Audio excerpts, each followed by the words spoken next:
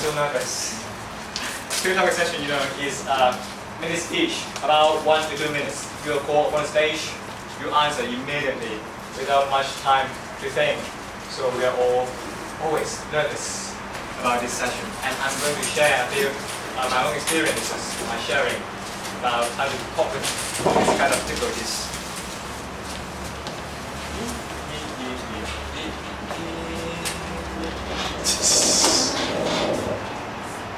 Okay. Well, let's see about the time limits. At least we should speak for 1 minute. At most, we can speak for 2 minutes and 30 seconds leeway. So no longer than 2 and 30 seconds, 2 minutes and 30 seconds, or you will be disqualified. And it is a speech, even though it's a very, very small speech, mini speech, it's still a speech that we are required to have a body opening, body and conclusion in the developing speech. Let's see what can we do in the opening. Opening, when we are called on stage, ask a question, come to the stage, what should we do? We know we need to say something, but what we really need is time to think. We need time to think, what can we say? So how can we have time to think for our sentences? We can repeat the question slowly. After we go on stage, speak out the sentence, the question we are asked slowly, have time to arrange our minds. And through repeating the question, we should think for a topic sentence, which is to bring out our main ideas. We need to bring out our main ideas in the beginning of the table topic session, of a table topic speech. We need to make our speech clear in the beginning, clear to the audience, so that they understand what we are talking about. But somehow, when we are up on stage, we don't always have a topic sentence immediately. We don't know what to talk about. Especially, there's some questions that set us, that make us to make a decision. Some questions that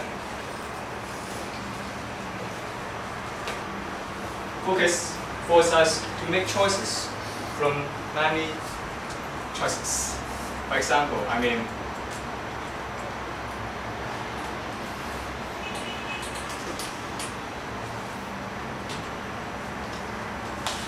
what's the most important thing N2TM brings you? N2TM may bring you many things, that not only one, maybe a voting place, a stage for you to conquer, stage fright, etc., etc. That you have many choices. You don't know which to choose as once. There are some questions that make us have many choices. We don't know which one to choose. Like second, if there's only one wish of your following, if in the following 10 years, your birthday wishes, there's only one that can come true. Which one would you want that be? You may have many ideas, or to be handsome, to be rich, to have a pretty girlfriend, but you may not be able to think of one to choose immediately. At that time, what can we do?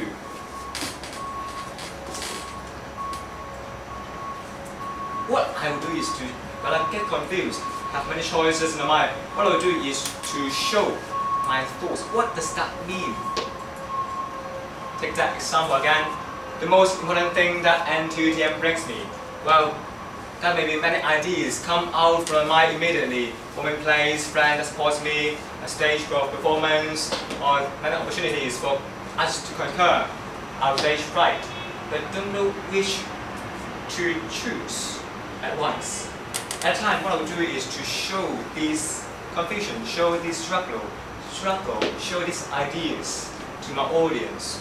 What would I start is to say maybe, what this master gives me many things that is hard to choose one immediately, and then show the choices, show the thoughts. Is a woman place, and I got many good friends here. They support me a lot, and it's also a stage for performance, and it gives us many opportunities to conquer our stage fright. And after showing my thoughts, showing choices, showing struggle, and I'll say, oh, and if I am to choose one as the most important, and then choose one. Why I do so? Through telling many choices, many thoughts, I have more time to arrange my thoughts, more time to know which one to choose. And also when the audience, it made audience more, understand our speeches more, understand our thoughts, my struggle more. Let's see another example. Just now, one wishes in the following 10 years of your birthday.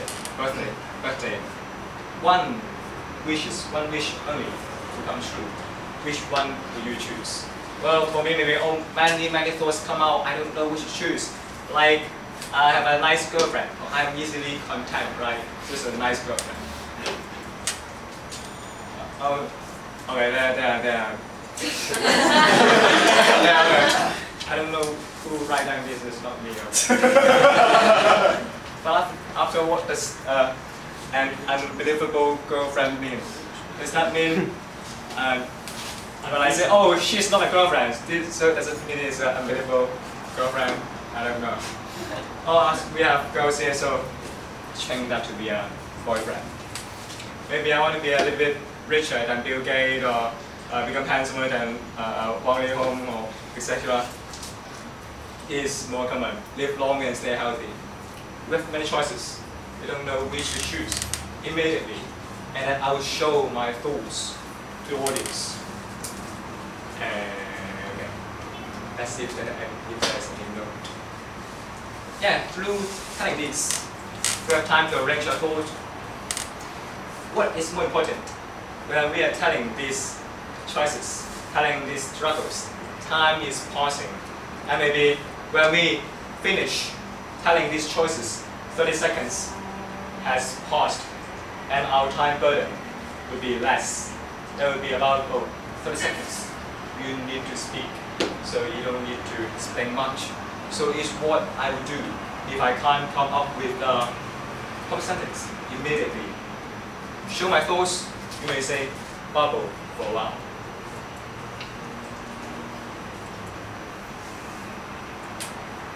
Okay, so when we tell our top sentence, it means that we come to the body part.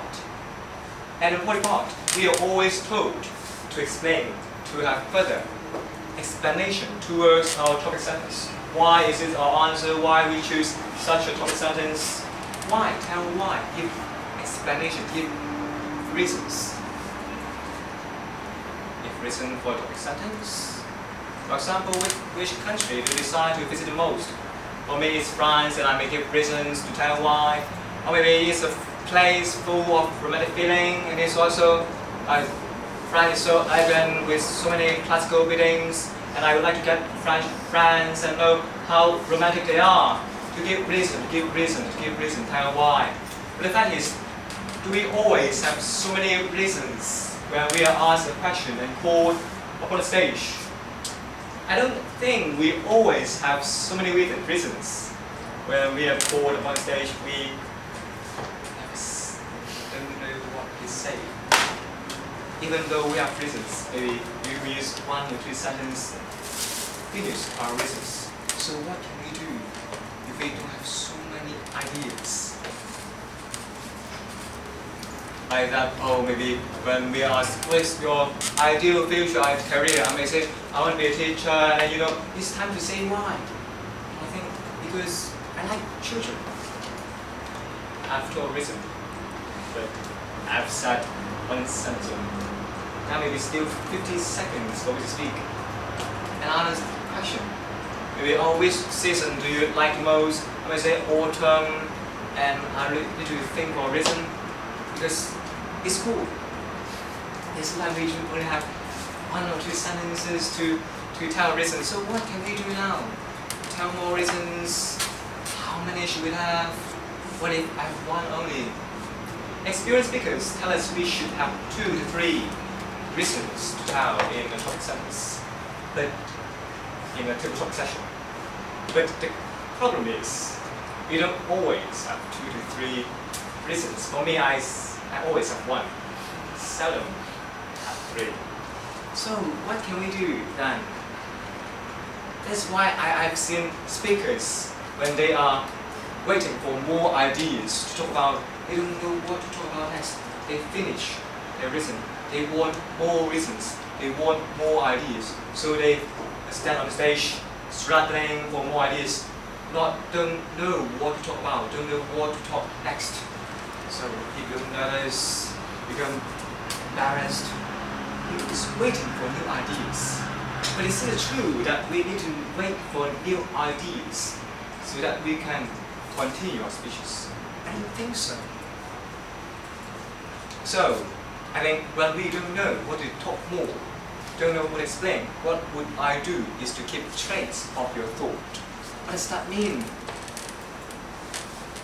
I think we don't need to wait for new ideas to come to our mind. We don't need to wait.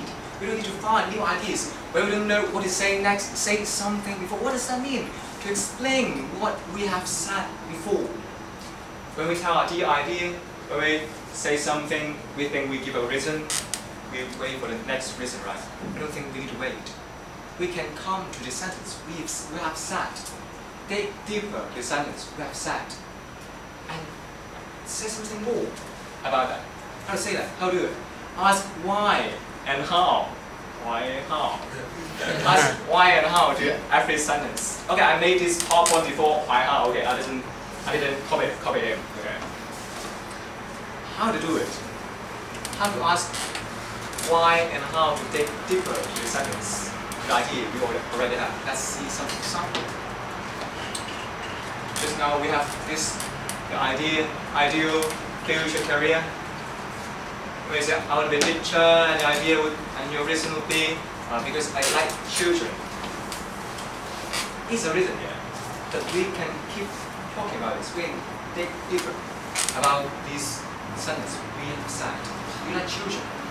Why do you love children? You can ask yourself. And you think, oh, because they're lovely. They're lovely. And you can ask yourself how lovely they are. And you may know, or you can have someone to say they smile a lot and they're innocent, etc., etc. Through asking why and how to every sentence you've said, you have more to talk about. Let's see another example. You prefer being a leader or a follower. I may think, answer for me is a leader.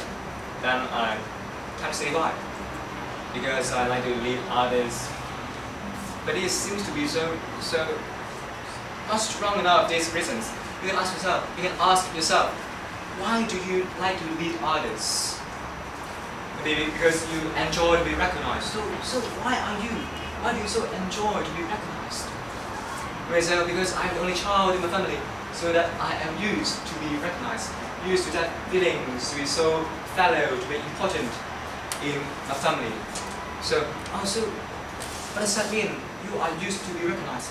What does that mean? How are you used to be recognized? You may say, oh, I am so used to that feeling that when I am belittled, I hate that. I hate that feeling when I'm ignored, when I'm belittled in a group. Like that, etc., etc. Through asking why and how to our question, to the sentence, ideas, we already said we have more to talk about. We don't need to wait for new ideas coming to us. We can talk more by digging deeper to the ideas we already have. The next idea may come when you ask why to your first idea. This is my note. So, it's a way I've talked about keep trace of your mind too, as a way to explain. And that's another, to talk about the opposite side. What does that mean?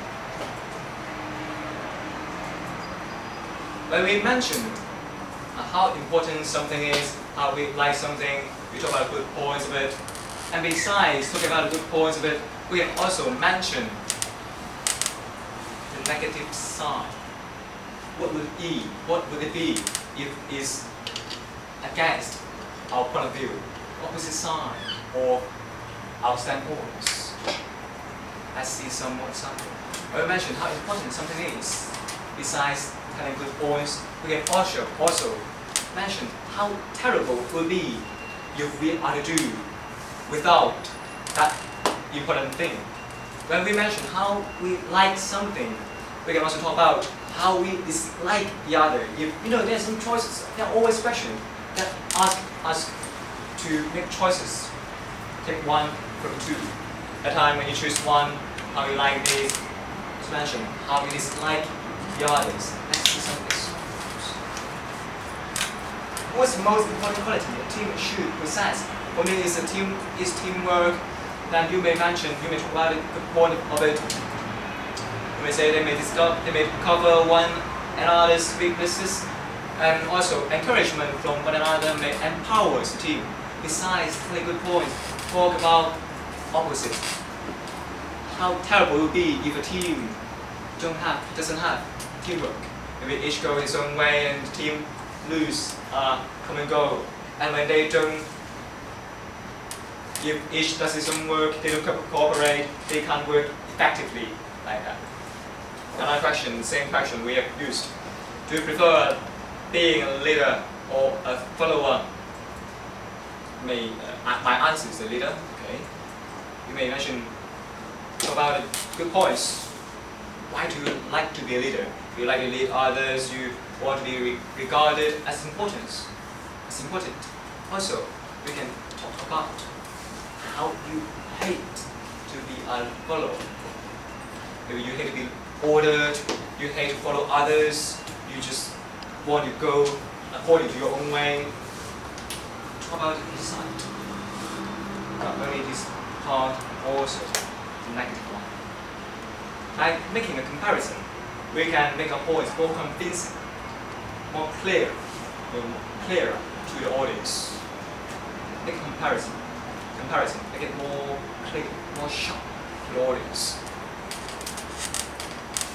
So it's two ways I would like to use when I explain something, when I don't know what to talk about. Keep trace of your mind, ask why and how the questions, and also talk about the opposite side.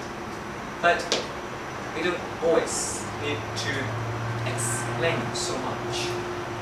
Besides explaining, somehow we can use example.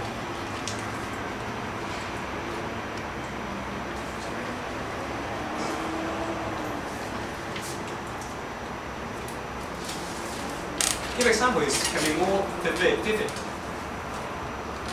and have much stronger impression on the audience. Somehow, audience like story instead of listening how is it how you explain it, how you talk about moral or something. I think in my experience, people like stories more than morals. Sorry. Take as an example, do you believe that dreams sometimes foresee the future? For me, my answer is no. Well, I think they just show what we always think and what we always come across in our daily life. It has nothing to do with the future. So, this is my point of view. And I think I have explained enough. But I still have 40 seconds maybe to talk more. What I do, what I want to do is to give an example. Maybe you could say, give an example to strengthen your idea. For example, you may say, because I dreamed last night and in my dream there was a girl that I have fallen in love so much, and in my dream she became my girlfriend and kissed me, hugged me, whatever, and I'm so happy in my dream. Does that foresee in the future? Is that related to the future? Maybe tomorrow you wake up, you find out that the girl is still so cold to me, and just look down on me, or doesn't have any feeling to you. Maybe that's the fact. The dream is just the opposite of the reality, and it has nothing to do with the reality in the future. Tomorrow, the after tomorrow, 1 year later, she is still a girl, such a cold girl to you. Through telling an example, to me, I think, is a more vivid way. Compare it to explain sometimes. And if we are able to give examples. I really love to give examples, but you know, there are not so many questions that enables us to give examples. There's a limitations. Not every questions we can give examples. And I think giving example is somehow similar to telling how. Somehow similar to telling how, the why and how we've talked about before. Why is it so? For example, when I am asked a question, oh, what's the question? What's the question you give me? The most terrifying creature you hate in the world. Okay, the most terrifying creature you hate in the world. And my answer may be a cockroach. And it's the answer. And I ask myself, why is it I hate cockroach the most? Maybe because when I was small, when I was little, I was bited by a cockroach. Okay, cockroach doesn't bite others, right? Okay. So I was attacked by cockroach, so I'm so afraid of cockroach. Like that. Through asking how, and we can go to the example part, to give example, tell our experience you have had, and strengthen your point of view.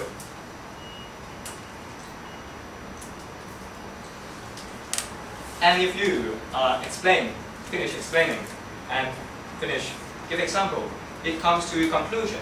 And the conclusion is very simple. We don't need, what we should do, what we shall do is to repeat our points. Repeat what is our topic sentence, and repeat the main ideas we have, reasons we bring out. But what we should be careful is that we